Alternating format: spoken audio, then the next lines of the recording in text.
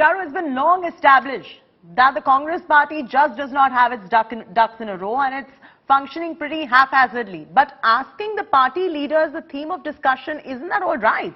Every leader does that. Why is the Bharatiya Janata Party today exaggerating this?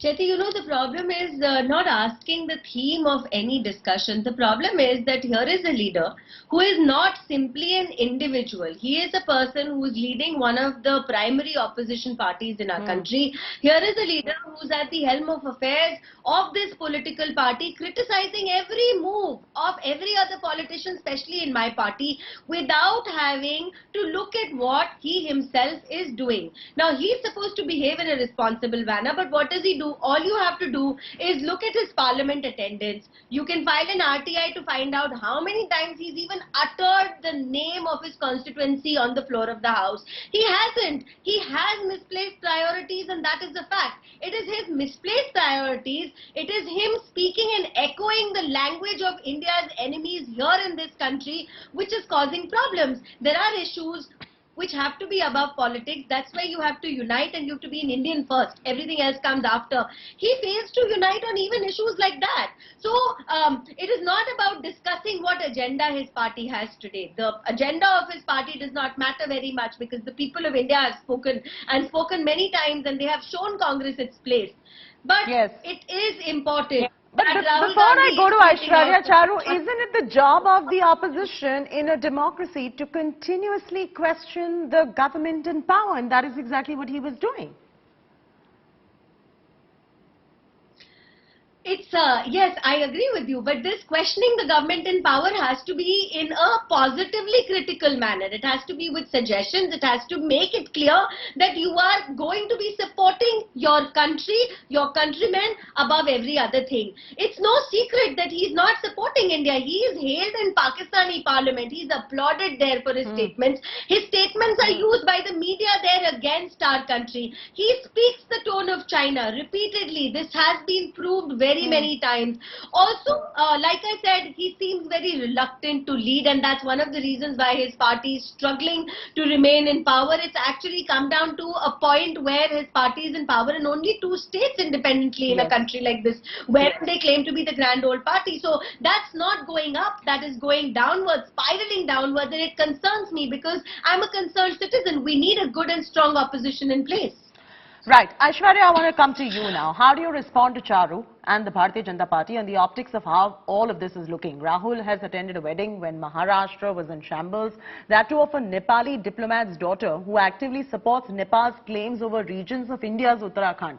If you are in political life, you have to be answerable to these questions. We all understand that netas are humans, they have a social life, but one can't escape these attacks anymore. Shati, good evening. I think, the BJP over years have systematically tried to sit and devalue the presence of Rahul Gandhi ji to such an extent that, a lot of people will say, oh, he doesn't matter. But there's sort of pop culture obsession with him rather from everything that he does tells you that no matter what they do or what they try to do, you cannot write him off. Chetty, let me come down to the issue at hand. You're talking about exactly what happened in Telangana. I'm very proud of the fact that my leader is not one that walks up, a teleprompter pops up and he knows everything he has to say. That I have personally worked with also Mr. Rahul Gandhi and his team during the 2018 Karnataka elections, and this has always been a consultative process. When you come from the national capital, you may believe something is the issue, but the local leaders briefing you on what the actual issues are, what you should highlight for them for a state, speaks about a proactive and engaging leader. And I see absolutely nothing to be a problem with that. And the BJP day in and day out can only sit and look and distract and point at all these seemingly what seem to be flaws of Mr. Rahul Gandhi instead of talking about the issues. And Charu said we should be positively constructive like the BJP was when all them, all the so-called ministers of today were on the streets talking about price rise, even though global crude had risen so much and our UPA government tried to buffer it. Chetty, the singular point remains that the BJP and all the other allies of the BJP would like to obviously take away from issues at hand and bring it towards one person who for decades they've tried to dismiss, devalue and completely debunk as a leader, but they cannot seem to. And if you have a problem or a question about his leadership, did you see the rally in Warangal? Did you see the Warangal declaration? That is what the media should be reporting. Charu and not disagrees just with you. Let her come in. Okay, Charu, what do you have to say?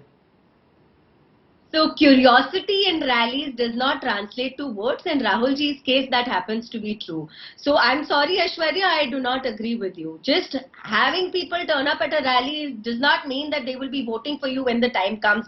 And yes, I am concerned because you also should be concerned, Aishwarya. I think you're a great politician and you'll do well. But the problem in your party is that here is a person who's not on any official party post. He is a mere MP, and that is how you defend him every time something goes south. But every time a decision needs to be made, he is the Rahul Gandhi, the Karta Dharta of the entire party, the big boss. So you also need to decide which way Rahul ji's leadership is taking your party.